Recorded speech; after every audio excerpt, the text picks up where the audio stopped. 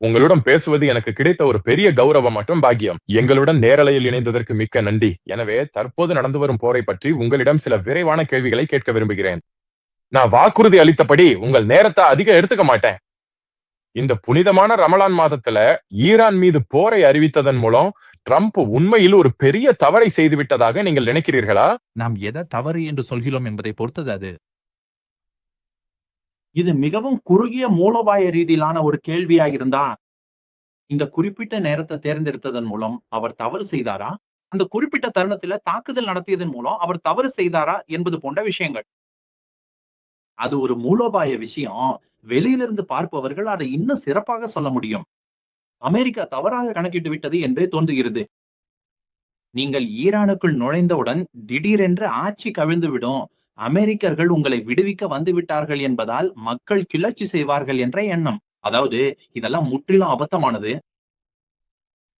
America தலையிட்ட ஒவ்வொரு நாட்டிலையும் நாம் இதை பார்த்திருக்கிறோம். அந்த மாதிரியான தலையீடுகளை செய்த இடங்கள்ல எல்லாம் மக்களின் பெயரால் செய்யப்பட்ட இவை அனைத்தும் அழிவை தவிர வேறு எதையும் தரவில்லை. வெறும் சிறிய தவறான கணக்கீடுகளை மட்டும் பார்க்காம, இங்குள்ள பெரிய பிரச்சனையில் நாம் கவனம் செலுத்த வேண்டும் என்று நினைக்கிறேன். ஏன்னா, இத்தகைய சூழ்நிலைகள்ல அதிகாரத்துல இருப்பவர்கள் உலகத்தை அவர்களின் பார்வையில பார்க்க உங்கள அழைக்கிறாங்க. உலகின் இந்த மூலையில் அமர்ந்து கொண்டு நாம் செய்ய வேண்டியது என்னவென்றால், உலகத்தை உங்கள் பார்வையில் பார்க்க வேண்டிய அவசியம் எனக்கு இல்ல. நான் என் பார்வையில உலகத்தை பார்ப்பேன்னு சொல்றதுதான். எங்க பார்வையில இருந்து பார்க்கும்போது, இது ஒரு பயங்கரம், இது ஒரு பேரழிவு, அவர் தவறாக கணக்கிட்டாரா அல்லது சரியாக கணக்கிட்டாரா என்பது முக்கியமல்ல. அப்படி இருந்தும் இது ஒரு பேரழிவுதான். நாம் பார்க்கக்கூடாத ஒரு பயங்கரம். எனவே உலக குடிமகனாக நாம் கோபப்படுவதற்கு எல்லா காரணங்களும் உள்ளன. மேலும் ஒரு இந்திய குடிமகனாக இந்த குறிப்பிட்ட விஷயத்துல எனது அரசாங்கம் செய்ததற்காக நாம் வெட்கப்படுவதற்கு எல்லா காரணங்களும் உள்ளனன்னு சொல்ல வேணும். ஏன்னா, இதிலிருந்து நீங்க எதை பெறுகிறீர்கள் என்பதை விட, இது முஸ்லிம்களுக்கு ஒரு உணர்ச்சிகரமான விஷயமாகவே நான் பார்க்கிறேன். எனவே இதை நீங்க எப்படி பார்க்கறீங்க? நிச்சயமா இதில் நேரத்தின் முக்கியத்துவம் இருக்கிறது. ரமலான் மாதத்துல இதை செய்வது, அதற்கு பதிலடியாக ஈரான் பல இஸ்லாமிய நாடுகள் மீது தாக்குதல் நடத்தியது. ரமலான் மாதத்தில் நீங்கள் கடைசியாக விரும்புவது இது போன்ற ஒன்றாகத்தான் இருக்கும். அதே நேரத்துல எனது கருத்து என்னவென்றா, அமெரிக்கா இவை அனைத்தையும் கணக்கில் எடுத்துக் கொண்டிருக்க வேண்டும். எனது கருத்து என்னவென்றா, இது ரமலான் மாதம் இதன் விளைவுகள் இப்படி இருக்கும் என்றெல்லாம் அமெரிக்க அதிபரிடம் சொல்லப்படாம இருக்க வாய்ப்பில்ல. ஒரு வகையில அதனால் என்ன எங்களுக்கு கவலை இல்லை என்பதுதான் அவர்களின் அறிக்கையாய் இருக்கும் என்று நினைக்கிறேன். மேலும் இத உலகிற்கு அறிவிப்பதே அவர்களின் நோக்கம். உலகை நான் ஆள்கிறேன். வாஷிங்டன்ல அமர்ந்து கொண்டு ஈரானை யார் ஆள வேண்டும் என்று நான் தீர்மானிக்கிறேன். புதிய ஆட்சியாளரை எனக்கு பிடிக்கவில்லை என்று என்னால் சொல்ல முடியும். விருப்பம் அல்லது வெறுப்பை தெரிவிக்க நீங்க யார்? தெஹ்ரானில் இருப்பவர்களால் சொல்ல முடியாது. அவர்களுக்கு நிச்சயமா ட்ரம்ப பிடிக்காது, எங்களால் திரு ட்ரம்பை ஏற்க முடியாது என்று அவர்களால் சொல்ல முடியுமா? ட்ரம்ப எனவே இது ஒரு புதிய வகை உலகம் என்று நான் நினைக்கிறேன். அங்கு வலிமையே நீதி என்பது ஒரு கொள்கையா மாற்றப்படுகிறது. நாம் அதை எதிர்க்க வேண்டும். இப்போது இந்தியாவிற்கு வருவோம். நாம் கோவிட் காலத்தை பார்த்திருக்கிறோம். இது போன்ற ஒரு நெருக்கடியை நாம் முன்பே பார்த்திருக்கிறோம். எனவே இந்த எல்பிஜி தட்டுப்பாடுன்னு சொல்லப்படுவது பற்றி அரசாங்கம் என்ன நினைக்கிறது? கோவிட் காலத்துல நாம் இதை சிறப்பாக கையாண்டோம். ஏன்னா அப்போது நிறைய மக்கள் வீட்டுக்குள்ளேயே இருந்தாங்க. நிறைய பேர் சமைத்துக் கொண்டிருந்தார்கள். உலகமே ஸ்தம்பித்திருந்த அந்த நேரத்துல எல்பிஜி தட்டுப்பாடு ஏற்படவில்லை. பிறகு இப்போது ஏன் எல்பிஜி தட்டுப்பாடு நிலவுகிறது என்பதுதான் கேள்வி. இதில் ஒரு சிறிய குறிப்பிட்ட கேள்வியும் இருக்கிறது. ஒரு பெரிய கேள்வியும் இருக்கிறது. குறிப்பிட்ட விஷயம் என்னவென்றா, இன்று நாம் எதிர்கொள்ளும் இந்த எல்பிஜி தட்டுப்பாடு ஏன் என்பதுதான். அரசாங்கம் போதுமான அளவு தயாராகவில்லை என்று தோன்றுகிறது. அரசாங்கம் வெறும் வெற்று பேச்சுகள்ல மட்டுமே ஈடுபட்டிருந்தது போல் தெரிகிறது. உங்களுக்கு நினைவிருந்தா 5, 6 நாட்களுக்கு முன்புதான் கவலைப்பட வேண்டாம், நாட்டில் பெரும் இருப்பு உள்ளது, எல்லாம் நலமாக உள்ளது என்று அரசாங்கத்தால் வழக்கமான கதைகள் சொல்லப்பட்டன. ஆனா 4 நாட்களுக்குள் தட்டுப்பாடு இருப்பதை நாம் அறிகிறோம். ஒருவித பங்கீடு முறை அமல்படுத்தப்படுகிறது. அனைத்து வகையான கட்டுப்பாடுகளும் விதிக்கப்படுகின்றன. எனவே இந்த அரசாங்கம் ஈடுபடும் வழக்கமான பிரச்சார வேலை இதுதான். சரி. மக்களிடம் உண்மையை சொல்லாம இருப்பது போன்றவை. இருப்பினும் மேற்கு ஆசியாவில எப்பவாவது ஒரு நெருக்கடி ஏற்பட்டா, இப்போதுள்ளத போன்ற ஒரு பெரிய அளவில இருந்தா, அது உலகம் முழுவதும் நமது இயற்கை எரிவாயு மற்றும் பெட்ரோல் விநியோகத்தை பாதிக்கும். எனவே இது அரசாங்கத்தின் தவறான கணக்கீடு என்று மட்டும் நாம் எளிதாக சொல்லிவிட முடியாது. என் கருத்தை பொறுத்தவரை இது ஒரு சிறிய குற்றம் தான். இது தவறான நிர்வாகத்தால் ஏற்பட்ட குற்றம். இது வெறும் பகட்டுக்காக செய்து விட்டான். என்ன கவலைப்பட வைக்கும் ஆழமான பிரச்சனை என்னவென்றால், இதில் இந்தியா எடுத்துள்ள நிலைப்பாடு என்ன? இங்கே அமெரிக்கா இருக்கிறது. திடீரென்று ஒரு நாட்டின் தலைவரை கொல்ல முடிவு செய்கிறது. சரி, அவருடன் எனது பிரதமர் சென்றிருந்தார். எனது பிரதமர், உங்களுக்கு தெரியும், இது ஒரு இறையாண்மை கொண்ட நாடாக நாம் அங்கீகரிக்கும் ஒரு நாடு. எனது பிரதமர் அந்த நபரை சென்று சந்திக்கிறார். அவர் கொல்லப்படுகிறார். ஆனால் எனது பிரதமரால், கடவுளே, இது மிகவும் வருத்தமாக இருக்கிறது என்று கூட சொல்ல முடியவில்லை. சரி. அதுதான் பெரிய விஷயம். அதைத்தான் நாம் கவனிக்க வேண்டும். இவை நிர்வாக பிரச்சனைகள், அது பரவாயில்ல. அதற்காக எந்த அரசாங்கத்துக்கும் நான் சில சலுகைகளை வழங்க தயாராக இருக்கிறேன். ஏனென்றால் மேற்கு ஆசியாவில் ஒரு பெரிய நெருக்கடி ஏற்பட்டா அதில் யார் சம்பந்தப்பட்டிருந்தாலும் நீங்கள் பாதிக்கப்படுவீர்கள். உங்கள் எரிவாயு விநியோகம் பாதிக்கப்படும், உங்கள் பெட்ரோலிய விநியோகம் பாதிக்கப்படும். நீங்க அதை சற்று சிறப்பாகவோ அல்லது சற்று மோசமாகவோ கையாளலாம். ஆனா நாம் இன்னும் ரஷ்யாவில் இருந்து கச்சா எண்ணெயை பெறுகிறோம். எனவே ரஷ்யாவில் இருந்து கச்சா எண்ணெயை பெற ட்ரம்ப் நமக்கு அனுமதி அளித்துள்ளார். இதை நீங்கள் எப்படி பார்க்கிறீங்க? இப்போது அதுதான் விஷயம். ரஷ்யாவில் இருந்து கச்சா எண்ணெய் பெற ட்ரம்ப் நமக்கு அனுமதி அளித்துள்ளார். அவர் யார்? ஒரு இந்தியனா? அதுதான் கேள்வி. இது அவமானமா நமக்கு தெரியவில்லையா? நிச்சயமாக. இந்திய குடியரசுத் தலைவர் இந்த நாட்டிற்கு, அரசாங்கத்திற்கு அனுமதி வழங்கலாம், உச்ச நீதிமன்றம் அனுமதி வழங்கலாம், நாடாளுமன்றம் அனுமதி வழங்கலாம். மூன்றாம் நாட்டுடன் வர்த்தகம் செய்ய எனது அரசாங்கத்திற்கு அனுமதி வழங்க திரு டொனால்ட் ட்ரம்ப் யார்? அதாவது நாம் விரும்பியதை செய்ய லண்டனிடமிருந்து அனுமதி பெற வேண்டிய அந்த காலனித்துவ நாட்களுக்கு நாம் மீண்டும் சென்று விட்டோமா? இதுதான் உண்மையான விஷயம். வருந்தத்தக்க விஷயம் என்னவென்றா, இந்த நாட்டுல இது கொண்டாடப்பட்டு வருகிறது.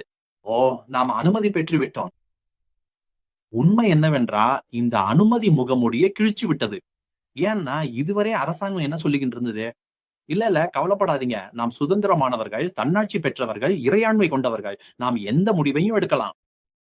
அவர்கள் அதை சொல்வது மட்டுமல்லாம அமெரிக்காவிலிருந்து ஒரு சட்டப்பூர்வ உத்தரவு இருப்பதையும் நீங்க உணர்கிறீர்கள். அது உண்மையில இந்தியா அவ்வாறு செய்ய அனுமதிப்பதாக கூறுகிறது. மேலும் அது இந்தியாவின் நலனுக்காக அல்ல, உலகளாவிய சூழ்நிலையை சீர் செய்யவே இது என்று அந்த உத்தரவு தெளிவாக கூறுகிறது. எனவே அமெரிக்கா தனது சொந்த நலனுக்காகவே நமக்கு அனுமதி அளிக்கிறது. தற்செயலாக இப்போது நமக்கு வரும் இந்த ரஷ்ய எண்ணெய் முன்பு நமக்கு கிடைத்து வந்த தள்ளுபடி விலையில வராது. இது இப்போது கூடுதல் விலையுள்ள. எனவே இது நமது வெளியுறவு கொள்கையின் முழுமையான போலித்தனத்தை காட்டுகிறது. நமது வெளியுறவு கொள்கையின் மூலம் நாம் சாதித்தது இதுதான்.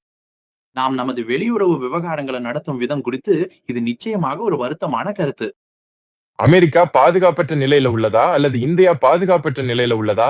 ஏனெனில் அமெரிக்கா நம்மை உளவு பார்க்க 500க்கும் மேற்பட்ட செயற்கைக்கோள்களை கொண்டுள்ளதா? யார் பாதுகாப்பற்ற நிலையில இருக்க வேண்டும்? நீண்ட கால அடிப்படையில இந்தியா மிகவும் கவலைப்பட வேண்டியதுக்கு எல்லா காரணங்களும் உள்ளன. இப்போது நாம் சும்மா அமர்ந்து கொண்டு, ஓ பாருங்கள், எங்களுக்கு கவலை இல்லை, எதுவும் நடக்கவில்லை என்று சொல்லலாம். இந்தியா மிகவும் வசதியாக இருக்கிறது, உலகின் பிற பகுதிகள் மோசமான நிலையில் உள்ளன என்று சொல்லும் இந்த ட்ரோல்ஸ் உங்ககிட்ட உள்ளன. இது முட்டாள்தனமானது.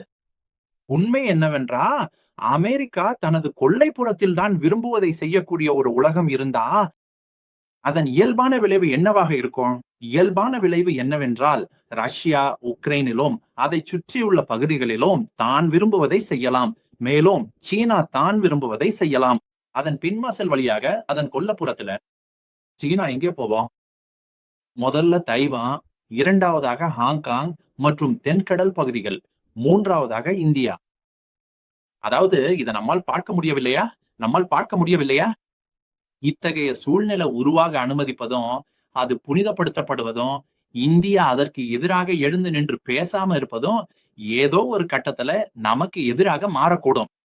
ஈரானுக்கு இது நடந்த போது நீங்கள் சும்மா அமர்ந்திருந்தீர்கள், நீங்கள் அதை அங்கீகரித்தீர்கள், கொல்லப்பட்ட தலைவரை பற்றி நீங்கள் வருத்தம் கூட தெரிவிக்கவில்லை என்று ஒட்டுமொத்த உலகமும் சொல்லும். இப்போ சீனா உங்களுக்கு ஏதோ செய்கிறது என்றா, சரி, அதை நீங்களே கையாளுங்க. அதுதான் நிலைமையா? நடுத்தர மற்றும் நீண்டகால அடிப்படையில இந்தியா கவலைப்படுவதற்கு மிக சரியான காரணங்கள் இருப்பதாக நான் உண்மையிலே நினைக்கிறேன். எனவே ஒரு நாடாக நாம் இன்னும் ராணுவ ரீதியாக சீனாவை விட பலவீனமாகவே இருக்கிறோம். நமது வீரர்களின் வீரமோ அல்லது துணிச்சலோ குறைவு என்று சொல்லவில்லை, இல்லை. நமது வீரர்கள் மிக உயர்ந்த அளவிலான வீரத்தையும் துணிச்சலையும் கொண்டவர்கள். ஆனா போர்கள் உங்கள் வீரர்களின் வெறும் துணிச்சலால் மட்டும் வெல்லப்படுவதில்லை. இந்த நாட்கள்ல போர்கள் தொழில்நுட்பம் மற்றும் உள்கட்டமைப்பை பற்றியவை. இதில் சீனா நம்மை விட எல்லையற்ற நன்மைகளை கொண்டுள்ளது. நிச்சயமா. எனவே நாம் பதிலடி கொடுக்க ஒரே வழி நாம் தனியாக இல்லாத ஒரு பெரிய கூட்டணியை உருவாக்குவதுதான். துரதிர்ஷ்டவசமா நாம் எடுத்துள்ள நிலைப்பாட்டின் காரணமா நாம் தனியாக இருக்கிறோம். பிரிக்ஸ் அமைப்புல நாம் தனியா இருக்கிறோம். அணிசேரா இயக்கத்திலையும் நாம் தனியா இருக்கோம். ஸ்பெயின் பிரதமர் சொல்லக்கூடியதை சொல்லும் துணிச்சல் நமக்கு இல்ல. உண்மை. மெக்சிகோ அரசாங்கம் சொல்லக்கூடியதை நம்மால் சொல்ல முடியாது. இவ ஒன்னும் மிகப்பெரிய நாடுகள் அல்ல. மெக்சிகோவால திரு டிரம்பிடம் எதையாவது சொல்ல முடியும். எனது பிரதமரால் முடியாது.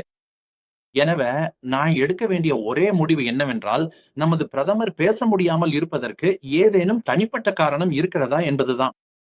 ஒவ்வொரு இந்தியரும் கேட்க வேண்டிய கேள்விங்க. ஆமா. எனவே எதிர்காலத்துல இந்த நெருக்கடி ஏற்பட்டா அதை சமாளிக்க அரசாங்கம் சில நிலையான செயல்பாட்டு நடைமுறைகளுடன் தயாராக இருப்பதாக நீங்கள் நினைக்கிறீர்களா? ஓரளவு அவர்கள் சிலவற்றை செய்திருப்பார்கள் என்று நான் நம்புகிறேன், நினைக்கிறேன். சில விஷயங்கள் நடைமுறையில இருக்க வேண்டும். உதாரணமா, மேற்கு ஆசியாவுல இவ்ளோ பெரிய வெளிநாடு வாழ் மக்கள் தொகை உள்ளது. கிட்டத்தட்ட 1 கோடி இந்தியர்கள் அங்கு உள்ளனர். தேவைப்படும் இடங்கள்ல வெளியேற்றுவது குறித்து அரசாங்கம் சில திட்டங்களை வகுத்துள்ளதாக நான் நினைக்கிறேன், நம்புகிறேன். நான் நினைக்கிறேன் மற்றும் நம்புகிறேன். எரிசக்தி மற்றும் அது போன்ற விஷயங்கள்ல அரசாங்கத்திடம் சில அவசர கால திட்டங்கள் உள்ளன. இருப்பினும் இந்த அரசாங்கத்தின் கடந்த கால செயல்பாடுகளை பார்க்கும்போது என்னால் உறுதியாக சொல்ல முடியாது. ஏனென்றால் வழக்கமான விஷயம் பெரிய உரிமை கோரல்களை செய்வதுதான். மறுநாள் அவர்கள் உணர்கிறார்கள், ஐயோ அங்கே ஒன்றுமில்லை என்று. பிறகு அவர்கள் எல்லா வகையான விஷயங்களையும் கொண்டு வருகிறார்கள். எல்பிஜி நிலைமையிலையும் நாம் இதையே தான் பார்க்கிறோம். 15 நாட்களுக்கு முன்பே அரசாங்கம் சொல்லியிருக்கலாம், பாருங்கள் எல்பிஜி ஒரு பிரச்சனைன்னு. நமது எல்பிஜி தேவையில மிகச் சிறிய அளவு மட்டுமே நாம் உற்பத்தி செய்கிறோம் என்பது அனைவருக்கும் தெரியும். நாம் அதை வெளியிலிருந்து தான் பெற வேண்டும். அரசாங்கம் இந்தியர்களிடம் நேரடியா இருந்திருக்கலாம். பாருங்கள், மேற்கு ஆசியாவில ஏதேனும் பிரச்சனை ஏற்பட்டா நாம் அனைவரும் உங்களுக்கு தெரியும் சமாளிக்க வேண்டி இருக்கும். அது பரவாயில்ல. வேற எது ஏன் இந்த ஆர்ப்பாட்டம்? எனவே அவர்களின் சாதனையை பார்க்கும்போது எனக்கு உறுதியாக தெரியவில்லை. ஆனால் அவர்கள் சில அவசர திட்டங்களை வைத்திருப்பார்கள் என்று நான் இன்னும் நினைக்கிறேன் மற்றும் நம்புகிறேன். எனவே எனது கடைசி கேள்வி யோகேந்திராஜி, எனவே நீங்கள் எல்பிஜியை குறிப்பிட்டதால் இந்த நெருக்கடியில் அரசாங்கம் விவசாயிகளை கவனித்துக் கொள்கிறது என்று நீங்கள் நினைக்கிறீர்களா? ஏனென்றால் இறுதி பொருளை விட மூலப்பொருளை உற்பத்தி செய்ய திரவ நைட்ரஜன் வாயு அதிகம் தேவைப்படுகிறது. அந்த மூலப்பொருள் உரங்கள் யூரியா மற்றும் கிழவை. ஆம். அவர்கள் அதை முழுமையா சார்ந்திருக்கிறாங்க. நான் உண்மையிலேயே பயப்படுகிறேன். நான் தயாராக இருக்கிறோம் என்று நான் நினைக்கவில்லை. ஏற்கனவே நாட்டுல யூரியா தட்டுப்பாடு நிலவுகிறது. ஏற்கனவே நாட்டுல உர தட்டுப்பாடு நிலவுகிறங்க. ஏற்கனவே அரசாங்கம் விநியோகத்தை குறைப்பதற்கான வழிகளை கண்டறிந்துள்ளது. உங்களுக்கு தெரியும், அவர்கள் குறைப்பார்கள். 50 கிலோ மூட்டை அமைதியா 45 கிலோ மூட்டையா மாற்றப்படுகிறது. எனவே அனைத்து வகையான தந்திரங்களும் ஏற்கனவே பயன்படுத்தப்படுகின்றன.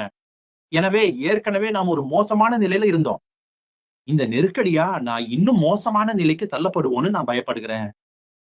உரத்தை பொறுத்தவரை குறிப்பா நமது உரங்கள் பெரும்பாலும் இறக்குமதி செய்யப்படுகின்றன மற்றும் அவை பெட்ரோலியத்தை சார்ந்தவை. எனவே நாம் மிகவும் தீவிரமான சூழ்நிலையை எதிர்நோக்குகிறோம் என்று நான் நினைக்கிறேன். மேலும் உள்நாட்டு எல்பிஜியை நிர்வகிக்க முடியாத ஒரு அரசாங்கத்தா நாம் பேசும் அளவிலான உர தேவையை நிர்வகிப்பது என்பது அரசாங்கம் அதற்கு தயாராக இருக்கிறதா என எனக்கு தெரியவில்லை.